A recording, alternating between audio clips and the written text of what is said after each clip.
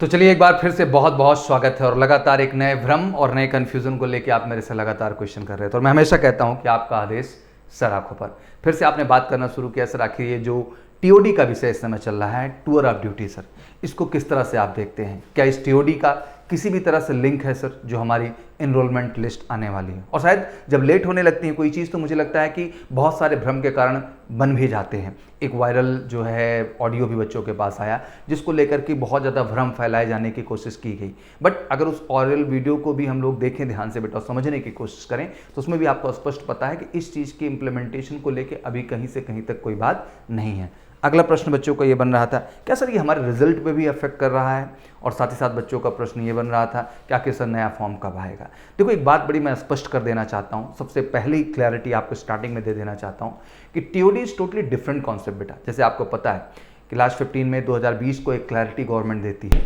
तो जैसे देश में हमारे यहाँ सीडीएस का गठन हुआ और सीडीएस में जैसे ही हमारे जनरल बिपिन रावत साहब ने ज्वाइन किया, उनका ये हमेशा से ड्रीम प्रोजेक्ट था और ये चाहते थे कि इस तरह का कुछ प्रोजेक्शन फौज के अंदर लाया जाए। जैसे आपको पता है कि सीडीएस के भी गठन को आप गंभीरता से देखने की कोशिश करें फौज के अंदर, तो कहीं ना कहीं तीनों सेनाओं का जो इंटरनल जो कोलैबोरेशन पार्ट था वो कहीं ना कहीं कमजोर था। आर्मी का जो है अलग निर्णय हो रहा है, एयरफोर्स का अलग हो रहा है, नेवी का अलग हो रहा है। बहुत सारे ट्रेनिंग मॉड्यूल हैं जो कि ज्वाइंट वेंचर में लाए जा सकते हैं आर्मी, एयरफोर्स, नेवी के। बहुत सारे एक्सपेंसेस हैं, बहुत सारे इंस्ट्रूमेंट्स हैं, या बहुत सारे आप कह लीजिए कि टेक्नोलॉजी है, बहुत सारे हमारे जो है वेपन्स हैं जिनको ज्वाइंटली हम ज़्यादा अच्छा डेवलप कर सकते हैं, बेहतर कर सकते हैं, बट एक सेंट्रलाइज निर्णय लेने के लिए कोई वहाँ पे नहीं था। और ऑब्वियसली इसमें एक अनुभवी व्यक्ति की जरूरत थी और जनरल बिपिन रावत साहब को सीडीएस के पद पर लाया गया जो तीनों के तीनों फोर्सेस को एक साथ कोऑर्डिनेट करते हैं। तो उनका हमेशा सपना था कि जहां हम इंटरनल कई सारी पॉलिसीज को बदल रहे हैं जिसके माध्यम से हम पूरे के पूरे फौज को और बेहतर कर सकते हैं और टेक्नोलॉजी से लैस कर सकते हैं और अपग्रेडेड वर्जन बना सकते हैं। और जरूरत है, आज जिस तरह से विश्व स्तर पे चीजें बदल रही हैं, हो रही बेटा, उसमें ये चीज जरूरी भी है। तो वहीं पे उनका एक विचार आया कि आखिर क्यों ना हम फौज के अंदर टीओडी जैसे कॉन्सेप्ट को ले आए जिसको आप समझते हैं टूर ऑफ ड्यूटी के नाम से। Obviously this is only for the civilian candidate. जितने भी हमारे सिविलियन कैंडिडेट्स हैं उनके लिए एक अपॉर्चुनिटी है जिनमें उन्होंने प्रपोज्ड 3 ईयर जॉब प्रोफाइल के लिए कंसिडरेशन किया कि आखिर 3 ईयर जॉब प्रोफाइल को भी हम इसमें इंट्रोड्यूस करने की कोशिश करेंगे। मैं छोटा सा एग्जांपल देता हूं आपको। टीए को अगर आप ध्यान से समझ रहे हैं, टेरिटोरियल आर्मी के भी कॉन्सेप्ट को अगर ध्यान से समझे तो कुछ ऐसा ही है। वो बिल्कुल सेपरेट एंट्री की तरह बनाया गया है, 2 साल में एक बार एंट्री आती है बच्चा, और बिल्कुल प्रॉपर उसका भी फंक्शनिंग है और ज़रूरत होने पे एक बैकअप फोर्स की तरह काम करता है। साल भर में कहीं ना कहीं जो है 2 महीने के स्पेशल उनको ड्यूटी ऑफर्स की जाती है जहां वो जाकर के फौजी लाइफ जी सकते हैं और साथ ही साथ अपने जॉब प्रोफाइल या बिजनेस जो भी वो लाइफ में कर रहे हैं उसको भी साथ ही साथ रिटेन और सस्टेन कर सकते हैं। मैं समझाना चाहता हूं कि अगर टीए एक डिफरेंट प्रोसीजर आप सिलेक्शन सिस्टम है बच्चा, तो टीओडी भी कुछ ऐसे ही सिस्टम को लेके आएगा। आप इस बात को समझने की कोशिश करें, इसको प्लीज किसी चीज से बेटा आप मिक्स मत करिए। मिक्स करना बिल्कुल जरूरी नहीं, क्योंकि अगर आप जब उस समय आर्टिकल पब्लिश हुआ उसको आप ध्यान से देखें तो बिल्कुल this is own for the officers and for the non officers, मतलब ये ऑफिसर्स के लिए भी है और नॉन कमीशन दैट मीन हमारे सोल्जर्स के लिए भी है, बट ये ज्वाइंट एंट्री के तौर पे देखा जाएगा आर्मी, एयरफोर्स, नेवी। टीओडी का कॉन्सेप्ट यही है कि जो सिलेक्शन सिस्टम है, जिसे हम ट्राई सर्विसेज की बात करते हैं, चाहे आप एनडीए की बात कर लें या सीडीएस की बात कर लें, आपको पता होना चाहिए कि आर्मी, एयरफोर्स, नेवी तीनों का जो सिलेक्शन सिस्टम है वो ज्वाइंट बनाया जाता है ऑफिसर रैंक पे। अपने कट ऑफ और चॉइसेस के हिसाब से आप अपनी फौज को प्रिविलेज करते हैं, अपनी फौज को वहां पे ज्वाइन करते हैं। In the same way TOD का भी कॉन्सेप्ट ऐसा ही होगा बेटा, और ये कैटेगरी केवल कमीशन कैटेगरी ही नहीं लागू करेंगे, वो नॉन कमीशन कैटेगरी में भी लागू करेंगे। और इसका जो मूल उद्देश्य है आप समझने की कोशिश करिए कि कहीं ना कहीं शॉर्ट टाइम जो शॉर्टेज हमारे अंदर ऑफिसर्स की है या सोल्जर्स की है हमारे यहाँ, उसको इस माध्यम से भरने की कोशिश की जाएगी पूरी की पूरी। और 3 साल का एक बढ़िया एक्सपोजर और लाइफ एक्सपोजर उन्हें मिल पाएगा, फौज की ट्रेनिंग होगी। तो लाजमी सी बात है कि जब इतने ऑर्गेनाइज सिविलियंस हमारे जो फौजी बनेंगे, उसके बाद जब वो हमारे अन्य डिपार्टमेंट्स में जाएंगे, हो चाहे बैंकिंग हो, चाहे आपका सिविल सर्विसेज हो, चाहे आपके जो है रेलवे सर्विसेज हो, जितने भी डिपार्टमेंट हैं हमारे देश में अन्य सिविल कैटेगरी में, वहां जब ये फौजी बंदे हमारे ट्रेंड होकर जाएंगे तो वहां का कल्चर, डेडिकेशन, डिटर्मिनेशन कितना अच्छा होगा और कहीं ना कहीं आउटपुट एंड परफॉर्मेंस कितना बढ़िया हो जाएगा।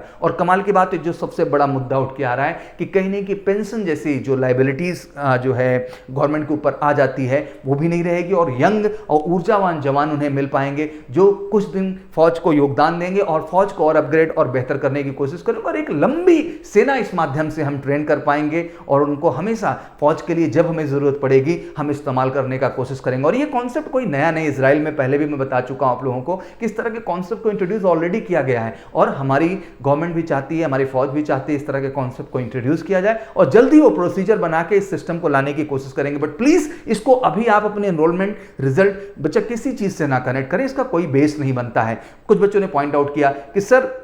दिस इज द वे, जैसे कि हम समझते हैं 5 ईयर टेन्योर 10 ईयर टेन्योर। मैं आपको बताना चाहता हूं बेटा कि शॉर्ट सर्विस कमीशन का कॉन्सेप्ट इस देश में पहले से ही है, जहां आपके पास दो तरह की कैटेगरी, एक तो भैया परमानेंट कमीशन है और दूसरा बच्चा आपका शॉर्ट सर्विस कमीशन है। परमानेंट कमीशन आप जान समझते ही हैं 56 ईयर तक जो है आपकी वर्किंग आवर्स दिए जाते हैं जॉब के, उनमें भी आपको पता होना चाहिए 56 की जो उम्र आपकी है उसके बाद भी आपको 2 ईयर करके 2 बार एक्सटेंशन मिलता है। दैट मीन अप टू 60 तक आप काम कर सकते हैं फौज के अंदर, ऐसे कोई दिक्कत नहीं है। इन द सेम वे आपके शॉर्ट सर्विस कमीशन का भी 10 ईयर का कॉन्सेप्ट बनाया गया है, बट आपको पता होना चाहिए कि वहां 2 ईयर का एक्सटेंशन भी है और परमानेंट कमीशन में जाने का आपके पास ऑप्शन भी है, तो वो भी ऑप्शन वहां पे जनरेट किया जाता है। और कहीं ना कहीं एक माध्यम है जिस माध्यम से फौज ये देखना और प्रूव करना चाह रही कि अपना भार कैसे कम करते हुए, दैट मीन पेंशन लायबिलिटी से कैसे बचते हुए हम ज्यादा से ज्यादा लोगों को फौजी ट्रेनिंग से लैस कर सकें और उन्हें इस लायक बना सकें कि कभी भी देश को जब जरूरत पड़े हमें एक बैकअप फोर्स की, तो हमारे पास वो तैयार फोर्सेस हों। बट बेटा ये विनम्र निवेदन है कि प्लीज इस तरह की अफवाह ना फैलाई जाए। कुछ लोग उसमें कॉन्सेप्ट ऐड कर रहे हैं कि सर 5 ईयर की जॉब होगी,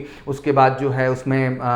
10 ईयर एक्सटेंशन उन्हीं को मिलेगा जो अच्छा परफॉर्मेंस करेंगे, फिर 10 ईयर के बाद रेस्ट 5 ईयर एक्सटेंशन तभी मिलेगा जो बेहतर जॉब करेंगे, जाके तब 15 ईयर वो अपना कंप्लीट करेंगे, पेंशन पॉलिसी में वो ऐड ऑन हो पाएंगे। प्लीज़ बेटा अभी इन सब चीज़ों को मत ऐड करिए। बहुत सारी इन्फॉर्मेशन है, हर तरफ बहुत सारी कहानियां हैं, बहुत सारा डिमोटिवेशन है, तो मुझे लगता है बेटा इन सब से थोड़ा बच के चलिए। मुझे लगता है कि लाइफ में आप खुद पे भरोसा करिए, अपने पेरेंट्स पे भरोसा करिए, उनके विश्वास को जीतिए, अपने अंदर की फोकस डेडिकेशन को यार बनाए रखो। बच्चा यही रास्ता है किसी भी चीज़ के बेहतर लक्ष्य तक पहुंच पाने का। आपने रिक्वेस्ट किया इसलिए मैं आके बताया, बट मैं स्पष्ट कर देना चाहता हूं कि जो सिलेक्शन सिस्टम होगा इसमें कहीं से कहीं तक अभी इस चीज़ का इंट्रोडक्शन नहीं है बेटा। टीओडी अगर कल को प्रोसेस स्टार्ट भी होता है कमीशन कैटेगरी में या नॉन कमीशन कैटेगरी में, तो लाजमी सी बात है कि उसका पूरा एंट्री प्रोसीजर ही अलग होगा बेटा। तो प्लीज़ इस तरह के बेटा भ्रम में ना आए, कोई भी चीज़ का उद्देश्य नहीं है और अल्टीमेट उद्देश्य यही है कि इन सब माध्यम से कहीं ना कहीं ज़्यादा से ज़्यादा युवा को मौका देना चाहते हैं और उन्हें ट्रेन करना चाहते हैं, जिससे कि भविष्य में आने वाली हर चुनौती के लिए आप तैयार होते हैं। जब आप एक फौजी ट्रेनिंग से गुजरते हैं ना बेटा, तो मुझे लगता है कि आप इतने मजबूत और इतने साहसी बन पाते हैं अंदर से कि आप हर वो चीज़ कर पाने में कैपेबल होते हैं जो आप जीवन में कर सकते हैं। तो ये अहम है और इस बात को आप समझे। तो ध्यान रखिएगा जो है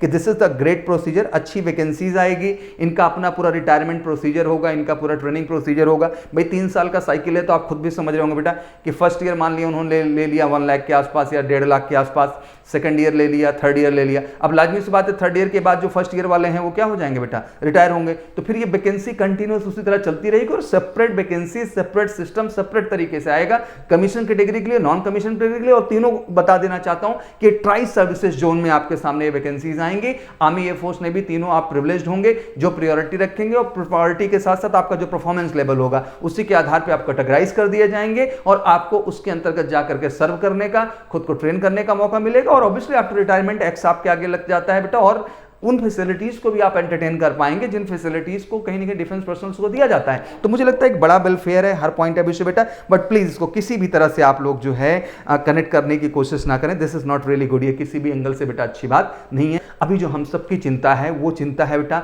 हमारा एनरोलमेंट आ जाए जल्द से जल्द, हमारी चिंता है बेटा हमारा रिजल्ट से जल्द अनाउंस हो जाए। 22 दिन मैक्सिमम डेट होती है, मैं भी समझता हूं, बट चीज़ें डिले हो रही हैं और डिले होने में लास्ट वीडियो जो मैंने एयरफोर्स का जिक्र किया, तो मैं आशा करता हूं कि मैंने एक कॉन्सेप्ट क्लियर कर दिया और आप बिल्कुल अब इस चीज़ के भ्रम में ना रहे और सबको ये वीडियो फैलाइए और बताइए किस तरह का भ्रम बिल्कुल ना फैलाए। टीओडी बिल्कुल टीए जैसे कॉन्सेप्ट पे बेस्ड होगा और जो हमारे सिलेक्शन प्रोसीजर, सिलेक्शन सिस्टम पहले से बने हुए हैं बेटा वो ऑलरेडी बहुत ऑर्गेनाइज्ड है। जैसे एयरफोर्स वैकेंसी निकाल रही, जिस तरह से कर रही, ये प्रोसीजर ऐसा ही चलेगा और रिजल्ट जल्दी आ जाए और हम अगले फेज के लिए जम के तैयारी करें सर, बढ़िया फॉर्म भी जल्दी आए और हम सब बिल्कुल लगे हैं। बीइंग अ मेजर कलसी परिवार बेटा, बीइंग अ सौरभ सिंह, हम पूरी तरह से अपनी तरफ से भी जो एफर्ट्स हो पा रहे हैं, जो क्वारीज हो पा रही हैं, मुझे आशा है कि मैंने एक सच्चाई आपके दिमाग में क्लियर कर दिया होगा कि एयरफोर्स का सिलेक्शन सिस्टम बेटा बिल्कुल अलग है और टीओडी जो होगा आपका वो फॉर्मेट सिलेक्शन सिस्टम बिल्कुल अलग होगा। थैंक यू सो मच, आशा करता हूँ आप सबको बातें समझ में आई। जब बैठने का ये टाइम नहीं है, उठ खड़ा होने का, लगने का टाइम है और लगने की केवल एक जगह है देश में, that is major Kalsi. Thank you so much, wish you all good luck. जय हिंद, जय भारत।